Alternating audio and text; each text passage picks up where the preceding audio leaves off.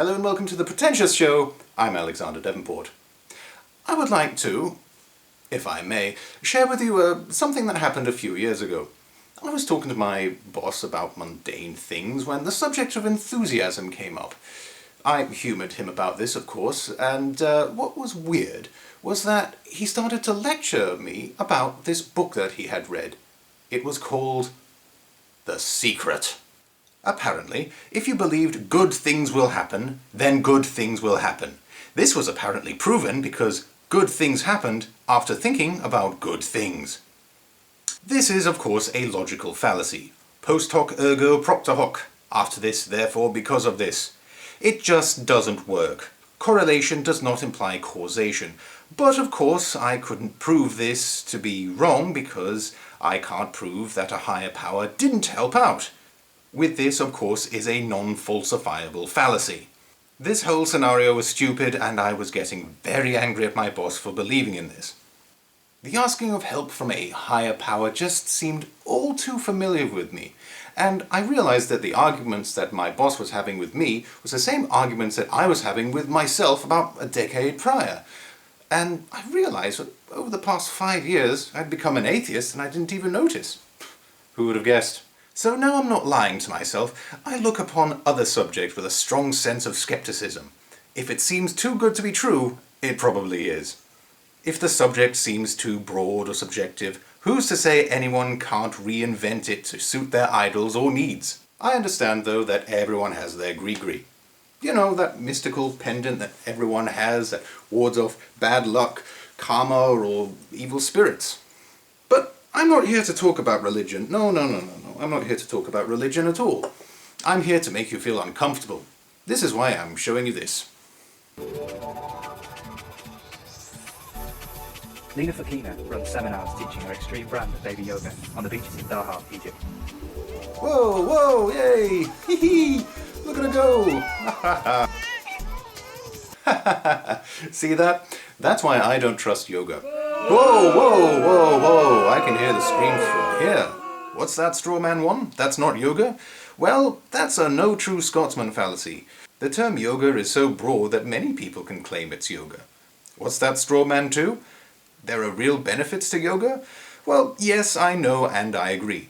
And you're in a yoga class and you enjoy it, and you're acquiring great strength or weight loss through it, then by all means I can't touch you. But the benefits might not be found just through yoga. Perhaps there's a few things you haven't noticed, or there's a chance that you might be cherry-picking the results. So what's my point?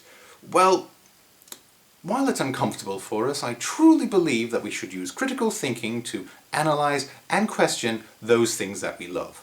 You see, that's what I'm doing today. My gree-gree is modern art, and my church is the art gallery. It won't be fun for me, but I think that it's important. So tape on your logic wig and pull on your trousers of wisdom, because I'm taking off all of my masks and getting naked for you, metaphorically, of course. So let's dive balls in deep as we consider the possibility that modern art is bullshit.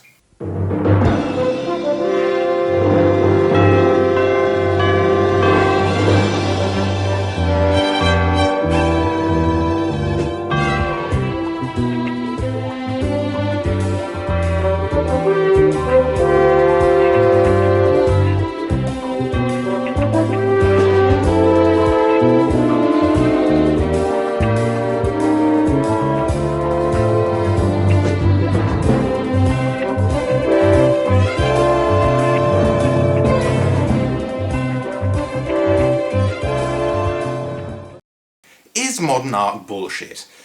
So this is a big question, and modern art is a broad issue.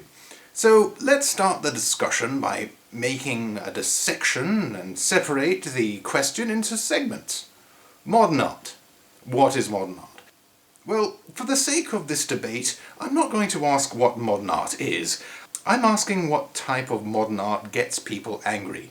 You know, the sort that gets under everyone's skin. For sake of this debate, this will be represented by artworks that are as far from what most would consider proper art as you can. That is to say, as far from figurative painting and sculpture as you can. So I will categorize them as found objects, performance art, and non-figurative painting, like abstract. Now for part 2, the bullshit. So I guess we really should see what's being called bullshit and why it's being called bullshit. Well, for that, let's look at a little bit more common comments. 1. I, or my 5-year-old, can do that. 2. That's not art. 3. You spend that much for it? So the issues are quality, identification, and economy. Okay, see, now we're getting into a bit more organized statement here. Okay, so where do we start? Well, clearly, we start at the beginning. Most art teachers would start modernism around here, in the late 19th century. This is a world of Impressionism, and the poster child, Monet. Ah, Monet. Monet, Renoir, and Degas became well known for standing up against the norm. I mean, look at what counted as art back then. Ha ha ha ha! Oh no no no, we can't stand for this. Let's paint quickly and show the brushstrokes. Oh, and paint outside. We can do this more easily now due to commodities like paints in tubes. Yeah, they laughed at me first, Monet would say. Impressionism was a joke name at first, but he and his brand wore that name like a badge of honor, and Impressionism became more and more popular. The style inspired artists like Picasso, Andy Warhol, Damien Hirst. Whoa, whoa, whoa, sorry about that, I went a bit too fast there. But that might be just because we've heard this story so many times. But this is because it was a lot easier to record what's been going on in the time period. I mean, there's been a lot of artistic breakthroughs over the history of, well, art. I mean, if you look back a little bit before the Impressionists, you might find the realist painters. They were a collection of rough and ready artists who were pissed off at romantic ideals exhibited in high galleries within the 19th century. Realist painters exhibited outside the gallery in protest. Key artists in the period were people like Gustave Courbet. These artists were the radicals of the day, but they were eventually recognized for their historical significance and emotional quality. Same radical nature can also be said about the pre-Raphaelites. They were approximately in the same time period, who rejected academic aesthetic and embraced the aesthetic of work done before Raphael. It's hard to think about this now, but for a while there was an academic approach towards the structure of how art was formed and taught. Pre-1600s there was the idea of one artist and their apprentice. This was the Renaissance. Post-1600s was a time to look at the Renaissance and say, right, that's how it's supposed to look. Okay then, let's do it like that from now on. Fast forward to the early 19th century and artists decide to rebel and say, no, I will not stand for this. So there we are. The realist rejected by embracing the harshness of reality and therefore looked towards the future, and the pre-Raphaelites looked towards the whimsical nature of mythology by looking into the past. And now these names are passed down and told in textbooks. Oh hey, look, it's the devil's advocate. Thank God, I needed a second opinion here. And might I say, you're looking rather handsome today. Am I? Or do you just think that because of your preconceived beliefs?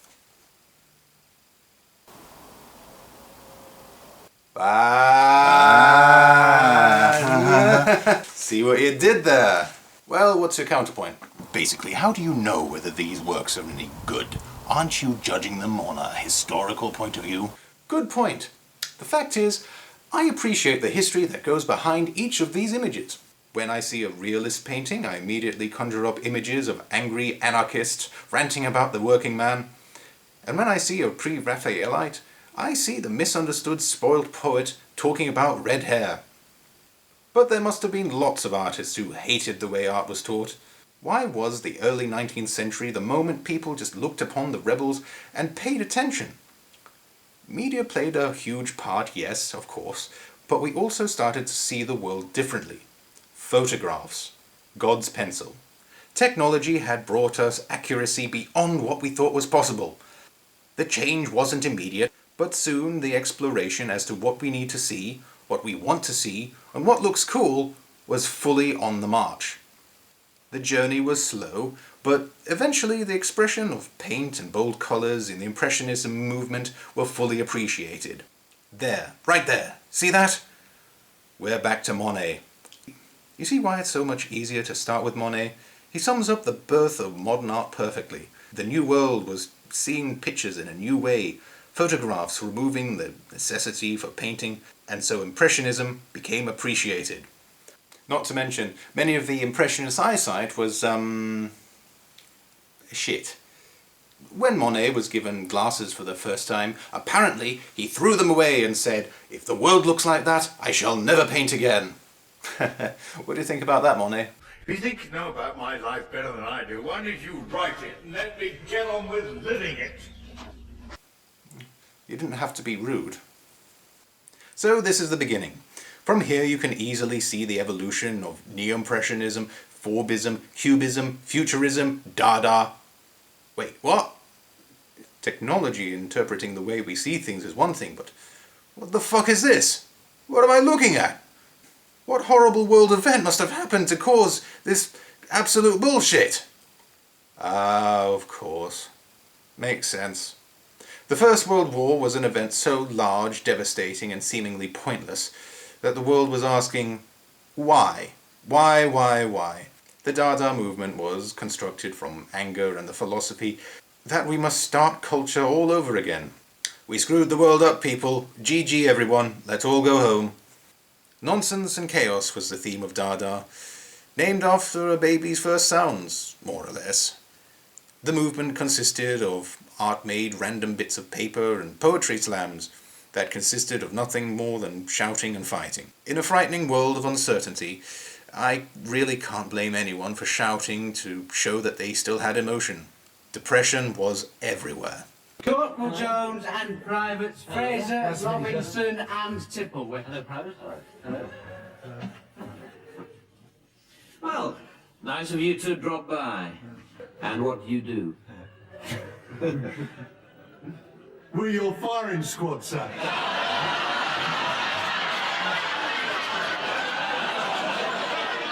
Of course you are. Art was no longer being pushed in terms of style, it was pushed in terms of identification. Is this art? Is this art? Of course the artists weren't directly asking these questions. Kazimir Malevich, a Russian artist from this time period, called his movement suprematism. His abstract works showed no figures at all. The Russian Revolution was going on, after all. He was in the middle of a world where everyone was barking their opinions at one another. So by having work that arguably said close to nothing in a time when you could get into a lot of trouble by saying something wrong, was a strong thing indeed. By the way, I promise to return to these artworks very soon and discuss their relevance today. After all, there are many arguments for the devil's advocate to make. Indeed, for example, these days, if there's no way of identifying a subject, then it must be art. And if there's no way of understanding it, then the artist must be declaring his unrecognized genius to the world. Or other people declare it for them. Good, unwritten argument that everyone's thinking. I will tackle this statement by saying that in 1917, there was actually an attempt to do the opposite and remove the artist as the genius. The artist in question, Marcel Duchamp. And the artwork, The Fountain. Done in 1917, the ultimate anti-art statement. A men's urinal, signed and put on display. This cannot be art, therefore I am presenting it as such. It's not alone or even the first. There's a bicycle wheel, a bottle rack, snow shovel. In the first exhibition, the fountain was literally thrown out as a piece of garbage. I'm sure it was not taken as an insult. After all, the artist was, in a way, making fun of everyone for no particular reason. The only one who was getting the joke seemed to be him. Of course, that simply can't be true because spectralism, performance art, and conceptualism. In the 1960s, his work, which was seen as anti-art, was now seen nothing other than art. In fact, the way it was displayed and valued, how can it be anything else? Duchamp famously said in an interview, "Well, nobody's perfect." So the conceptual art that was intended to remove the artist as the secluded genius turned out to do the opposite. Does this mean everyone's an idiot? No. History is just full of reinterpretations and reimaginings of many, many, many subjects. Monopoly was created to protest against capitalism, and instead it accidentally celebrated it. Oh, and remember the song For the Money? Tutting at greed? Well, look where it ended up.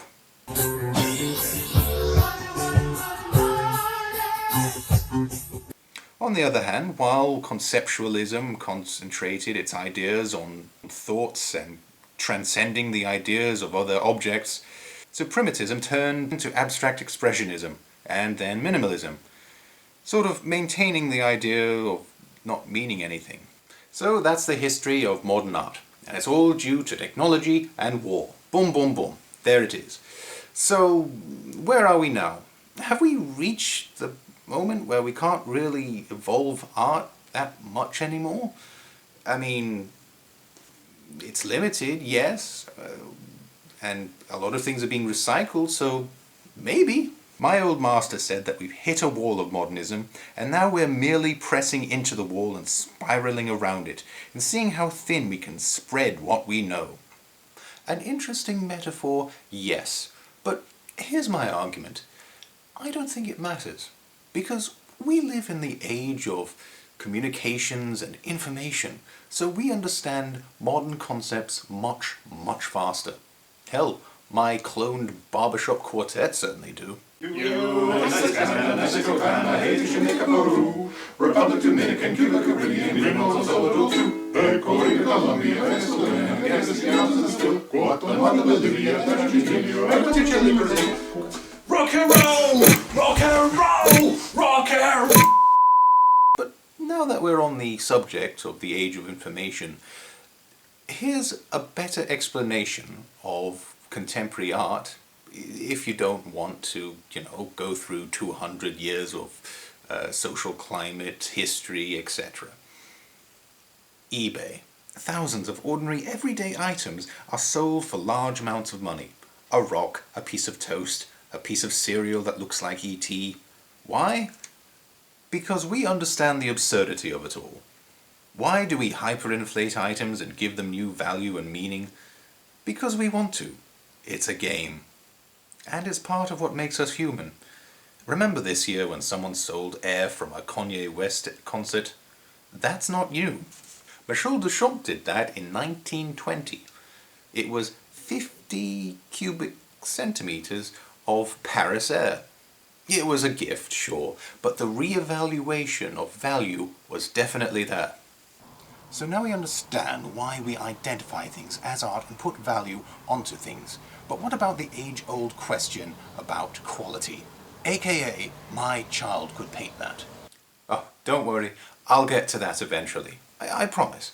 But for now, let's just go for some low-hanging fruit. Statements based upon hearsay. Like the snobbiness of art critics. Okay, I admit I believe that this statement was more or less not true. A myth or a hatred towards the posh. I call this the pretentious show. And so a lot of people think that I put on an act, and not really. I mean, not that much anyway. I make fun of pretentious wankers because I am one. I am an arrogant hipster. To an extent, anyway. So, a lot of people don't realize whether I'm being sarcastic or not when watching these videos, and a lot of the time it doesn't particularly matter. But for the moment, it does. I want to show you something, and I want to be as sincere as possible. I'm going to show you a clip, and it's from a documentary. An art critic has been called in to check the authenticity of an artwork. It might be from Jackson Pollock, so obviously you want to see if that's genuine or not. Millions of dollars are on the line, of course. Now, you might be thinking, well, he's going to have a look at the thing and maybe have a sense of pomposity and arrogance towards him, but be professional in some way or another. I've given you the scenario, I've given you the setup, but there's no actual way I can truly prepare you for what you're about to see. So I'm just going to show this to you. I give you the critic.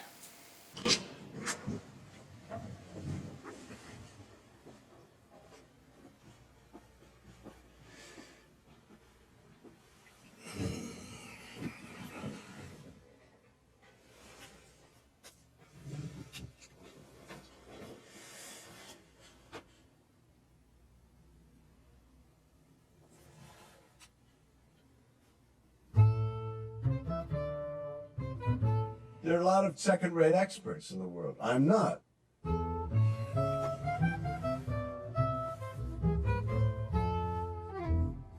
Now, if I had been a night watchman at the Metropolitan Museum of Art for 10 years, instead of a curator and director for 18 and a half, then you might say that my expertise is not so good. My expertise is very good.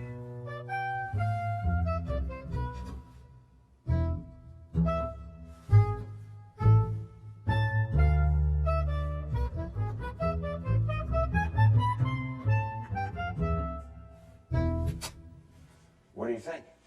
My instant impression, which I always write down, you know, the blink, the 100th of a second impression, was neat dash compacted, which is not good. He wasn't neat, he wasn't compacted. It's pretty, it's superficial and frivolous, and I don't believe it's a Jackson Pollock. It has no appeal. It's dead on arrival. Dead on arrival. I'm sorry, I need to rebel against something, I think, to just wash the arrogant asshole elitist from my brain. Excuse me. Get out of here, you snobby-nosed little bastard! You little toffee-brained little snobby snob! That's your house. I know, but I'm really angry with myself. Okay, that was from a movie called Who the F*** is Jackson Pollock? A movie about Terry Horton, a former truck driver. She buys a painting at a thrift shop for £5, learning that the piece might be painted by Jackson Pollock and might be worth 50 million. This critic obviously sees himself as a genius. A dangerous belief to have. One of the ideas behind Jackson's work is that there doesn't really have to be any form of trained skill. There's design, yes. There's a vague direction, yes. There's a concept of painting without content at all, yes. But on the surface, let's be honest, with a little effort and patience, anyone can do a Jackson Pollock. That's kind of the point. So, what does this guy do? He just looks at it and ignores the forensic evidence. Yes, there are forensic investigators in this documentary. The one thing that can connect a name with an object and turn it into a multi-million-dollar investment, and he ignores it, so he can say that he is Super Jesus Critic. Congratulations, you now know more than this guy. I can see now why Duchamp wanted to remove the perception of the artist being the Jesus. It creates these assholes. Honestly, if you want any form of movement or idea to remove the artist as the genius or autistic savant, it's not actually a form of conceptualism. It's most probably going to be found in a movie called Tim's Vermeer. This is a side note, so I'll be quick. Tim's Vermeer is a documentary about one experiment. Can someone construct a painting? Not by training, not by education, but by Renaissance period engineering. Vermeer was one of the great period painters, but there has been a theory that he was actually an elaborate photographer, using what is called the camera obscura. Using a light source, a mirror, and 300 hours worth of patience, Vermeer the engineer constructed a painting. Tim Jensen decided to export this theory and attempted to recreate a Vermeer using proposed theoretical machinery. And while there can be no proof that this is how a Vermeer would have worked, the concept worked, and the evidence more or less points towards Vermeer being the great innovative thinker. I'm getting sidetracked here, but my point is this. Well, let's allow the devil's advocate to use this point. Thank you. The point is this. There's this myth that says you can never become a really great artist because artists possess a skill way beyond your level of understanding. Thus, you can never understand modern art because it has a level of genius we can never fully understand, when really anything can be taught. You just need to learn the patience and understanding to learn your way. Nicely said. I really don't like the word talent. It gives off a sense of entitlement, I guess. And there's this illusion that says that talent is considered a form of inaccessible magical powers that one cannot achieve for us mere mortals. When really, talent really is a form of a new skill set that you could achieve just by innovation and hard work. Well, I just like the word genius. I just think you should say it over and over. Genius, genius, genius, genius, Yeah, genius. I dream of genius. What do you think about that scene, Andy? Yeah, I knew you would give me the silent treatment. So if raw talent can be built or possibly even bought, time to look at everyone's go-to argument. My 5-year-old could paint that. A fair argument to make. Well, the condescending, straight-out go-to argument is, but they didn't. Both of these statements are great issues, but not great arguments. Not in their own, anyway. Let's break this argument down by looking at some real artworks. This is Jackson Pollock's Number 31, painted in 1950. A real entry into the child painter argument. But that work is 5 meters across. Look at that thing. It's overwhelming. Putting concept and aesthetics aside, this thing would take hours, maybe even days to complete. What's the attention span of an average 5-year-old? Not to mention, it was stretched out into a frame and hung in the gallery. Despite what you might dislike against Jackson Pollock, and oh, there's a lot to hate about him, he put in some effort to his work. Imagine ringing up your curator and saying, I have my daughter's artwork here for you. And the work is a giant canvas on the floor with some paint spilt onto it in the corner. Very different now, right? But wait, you're saying, I've seen paintings similar to that. A toddler could easily construct the work if pushed in the right direction, and a canvas is given to them. Like Gerard Richter's grey Untitled thing painted in 1968. It's a great example of this. Yes, I understand. Hanging this in a gallery might be seen as a finger painting being put onto a refrigerator. But hey, Richter was recognized as a great realistic painter before his transition into abstraction. Thus he had a rapport to follow him. So when he made the transition, the image he made became more powerful.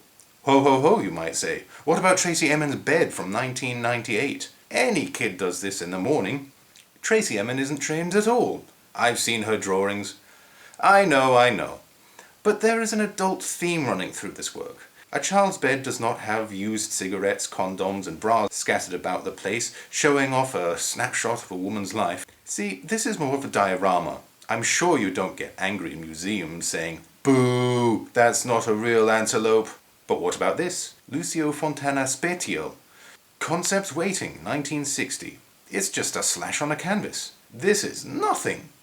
Yes, literally anyone can do this. But there is a different reason behind vandalizing it. Thus, there is a different perspective. Even if it is done as a joke, it's now seen in a different light in a gallery. Okay, so what if we take that argument and push it to the extreme? What if we take away the ability, the effort, the concept, the adult themes, hell, even the adult? I'm glad you're asking these difficult questions, Devil's Advocate, and you're not the only one to ask them. In fact, this was a documentary. The documentary was called My 5-Year-Old Could Paint That. This is a movie about a 6-year-old artist, Marla Olsted, who paints this. And what is she called? That's right, she's seen as a child prodigy. You know, a child prodigy. like 14-year-old programmer and software developer Santiago Gonzalez, or 15-year-old Kane Kramaric, the great spiritual painter of oils, Karen Williamson, who mastered oils and watercolors by the age of 9, 4-year-old pianist Evan Lee, and Keith Odell, who, can do this.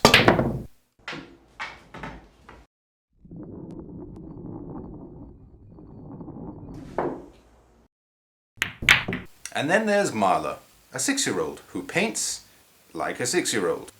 So if you paid attention, you can recall that the early century painters pushed the boundaries of aesthetic by painting with little skill. So when a 6-year-old artist comes along and given the limelight, she's seen as a prodigy because her work resembles that of the great modern artists who are trying to imitate the child which she already is. Well, nobody's perfect, as Michel Duchamp would. No! How can you just sit here and watch while these art lovers have their head so far up their own arse they don't realise how incredibly stupid they are? I hate it! I hate it! I hate it! This is a great argument against abstract painting. Her work is, let's face it, an experiment to see if she can get away with abstract painting. And most importantly, to see if people would buy it. And they did. Be prepared to shout out that the Emperor's wearing no clothing, guys. Savant, more like gimmick. Ha ha ha. Now I thought this movie would humour the notion of a child abstract artist by, allowing a child to construct abstract art. I'm down with that. But unfortunately, this movie truly is exploitation to the fullest extent. The family is accused of forging works. Yep, the absurdity goes this far. There's video of Maria painting under the guidance of her dad. Over a few hours. She clearly gets bored and wants to do other things, but hey, there's money to be made, kid. Focus! I'm willing to understand why the father would, want to forge the paintings. After all, what would be the difference? Marla's work is still on sale, but there's no dates to her work or even prices. Hell, she would be 15 today, so I don't even know if she's painting these days or not. Not only do I feel shame for the parents, but also the media. People like me. I found this so difficult to decide whether I should review this movie, and now I have, I'm just pissed off. So, should this have happened? How dare we, as a cultured civilization, create value in something that has no real worth? Well, let's look at a real forger. They're making art from a range of artworks that you might consider skilled or not, sold by galleries who are in on the fraud. Value is created from nothing, exactly how an original artist has done. Value is made from nothing. The only difference? The name. Picasso, after doing a painting, said, "Here, this is a fake Picasso." "But I saw you paint it," a witness said. "I know," he said. "I can create a fake Picasso just as well as a forger does." Does the inflation in an object that has no real value destroy the economy like fiat money creates hyperinflation? Or does it add to the economy due to the increase in value and need for a hungry consumer? Here's my point. There might be a weird obsessive value over modern art, but the stock market of everything is just as erratic and potentially superficial. Modern art is like a religion. Some believe it, some do not. Also, you can't prove modern art doesn't exist because you can't disprove a negative. So, in the end, is modern art bullshit? Yes, I think. Does that matter? No, I don't think so. Unlike other forms of mass bullshit like homeopathy and spiritual healing, modern art is kind of a joke, and we can take a joke. It's a joke that changes throughout time. You can be in on the joke and take part of the joke, whether you get it or not. And if you find an emotional chunk of honesty in a work, what's wrong with that? Clearly something good is happening, even if you don't understand why. Anyway, if you disagree with me on that, let me assure you that modern art is going in a very, very interesting direction, because we live in the age of information and communication. I mean, look at this decade's version of sensation. Dismaland. It was the most recent exhibition by Banksy. Hell, even Damien Hirst is trying to jump on board the Banksy boat. I don't know about you, but I'm thoroughly entertained by contemporary art's absurdity and self-aware stupidity. But if perchance I have offended, think but this and all is mended. We might as well be 30 minutes back in time for any chance you've changed your mind. Excuse me. You got a problem with yoga? What? It's how I keep my fucking anger under control.